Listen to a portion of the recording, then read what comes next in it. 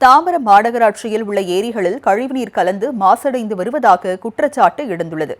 வருங்கால சந்நிதியினர் நீதானமின்றி பிரதிபலிக்கும் நிலையை நாம் தர வேண்டுமா? ஏரிகளை காப்பாற்ற சமூக ஆர்வலர்கள் விடுக்கும் கோரிக்கையை இந்த செய்தி தொகுப்பில் பார்க்கலாம்.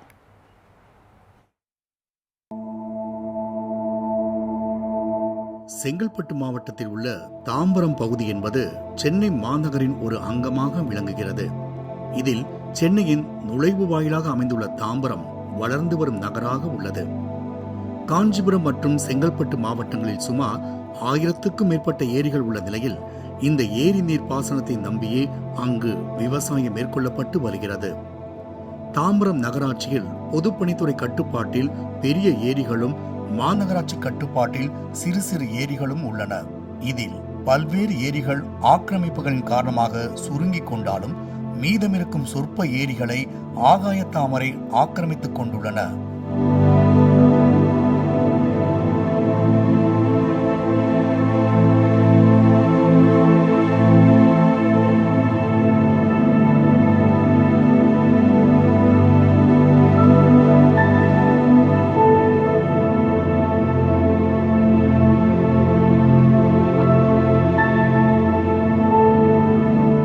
குடியிருப்பு பகுதிகளில் இருந்து வெளியேறும் கழிவு நீர் இந்த ஏரி குளங்களில் கலந்துள்ளதால் மாசடைந்து வருகிறது.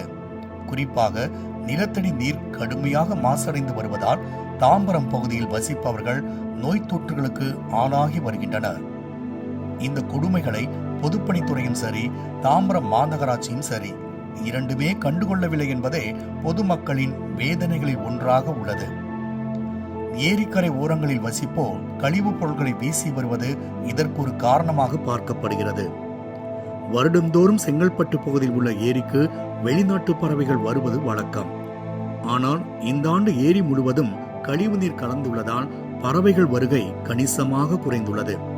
இதனை துறை சார்ந்த அதிகாரிகள் உடனே தலையிட்டு கழிவு நீர் கலப்பதை தடுக்க வேண்டும் என தாம்பரம் பகுதியினர் கோரிக்கை விடுத்து வருகின்றனர்.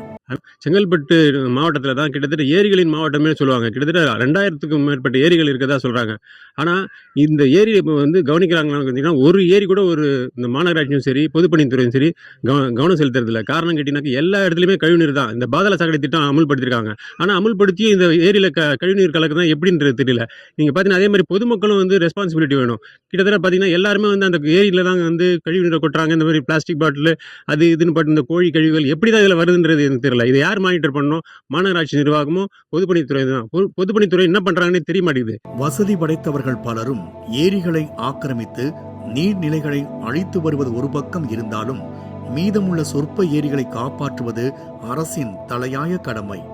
எனவே தாம்பரம் மாநகராட்சி மற்றும் பொதுப்பணித்துறை உடனடியாக சீரிய நடவடிக்கை எடுக்க வேண்டும் என்றும் கழிவுநீர் கலக்காத வகையில் ஏரியை பராமரிக்க வேண்டும் என பொதுமக்கள், சமூக ஆர்வலர்கள் கோரிக்கை விடுத்து வருகின்றனர். பாதாள சாக்கடை திட்டம் அறிமுகப்படுத்தப்பட்டு 10 ஆண்டுகள் 12 ஆண்டுகள் ஆயிடுச்சு.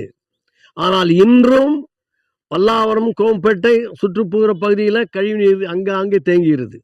மழைநீர் கால்வாய் வழியாக தான் இந்த கழிவுநீர் எல்லாம் நீர்நிலைகளில் போய் சேருது. அந்த நீர்நிலைகள் மாசுபட்டு ஆகாய தாமரை மிளைத்து நாசமாயிடுச்சு, பாழாயிடுச்சு. இது குறித்து பல்லாவரம் நகராட்சி, அப்போ இருந்தது பல்லாவரம் நகராட்சி, தற்போது தாம்பரம் மாநகராட்சி, செங்கல்பட்டு மாவட்டம், காஞ்சிபுரம் மாவட்டம், அங்கே இருக்கிற PWD படப்பை கீழ்பாலாறு திட்டம் அவங்க தான் இதெல்லாம் கவனிக்கணும். அவங்க கவனிக்கிறது இல்லை ஃபுல்லாவே. மாலை முரசு செய்திகளுக்காக தாம்பரம் செய்தியாளர் டேனியல்.